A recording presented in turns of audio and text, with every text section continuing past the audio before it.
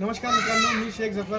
मित्रांनो, मी आज 2 दिवसापासून एक वार्ताहर बघत आहे. त्याच्यामध्ये मी बघितलं की आपल्या गावातील काही सदस्य आणि ग्रामस्थ मंडळांनी आपल्या जी ग्रामपंचायत आहे त्याला म्हणजे कुलूप लावलेलं आहे.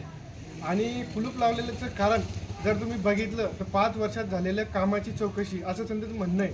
आणि हे पाहून अतिशय चांगलं वाटत आहे कारण की आपल्या गावातील सदस्यांना जाग आली आणि तेही 5 वर्षानंतर. मित्रांनो, माझे काही प्रश्न आहे जे मी आपल्या गावातील सरपंच सदस्य यांना विचारायचे आहे.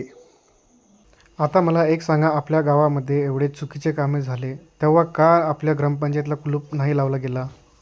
आज जर तुम्ही आपल्या जिल्हा परिषद शाळेची अवस्था बघितली, त्याचा गेट हा पूर्णपणे तुटलेला आहे आणि तसेच त्याच्यावर जो ढापा टाकण्यात आलेला होता तो परत तुटून गेलेला आहे. मग तेव्हा का कुलूप नाही लावले गेले?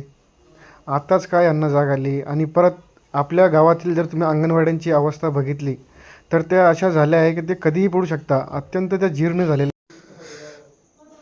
आणि तसेच आपल्या गावातील जे मोठं मंदिर आहे त्याच्या खालील चारी जर तुम्ही बघितली तर ती खूप डांबून भरलेली आहे. मग ती चारी मोकळी करण्यासाठी का आपल्या ग्रामपंचायतीला कुलूप लागला नाही?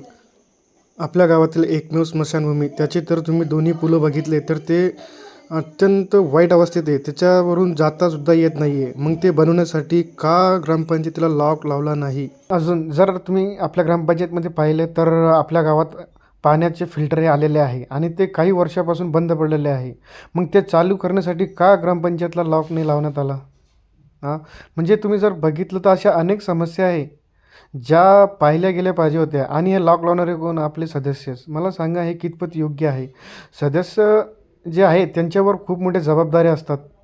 त्यांनीच हे काम केलं पाहिजे आणि तुम्ही सांगा, ते कामं न करून तेच चौकशी लावतं, म्हणजे सगळं काही तेच, म्हणजे ओठ बी आपले आणि दात बी आपले. असं कसं जमणार बरं का? आता जनतेचं काम आहे की या सदस्यांना प्रश्न विचारायचा.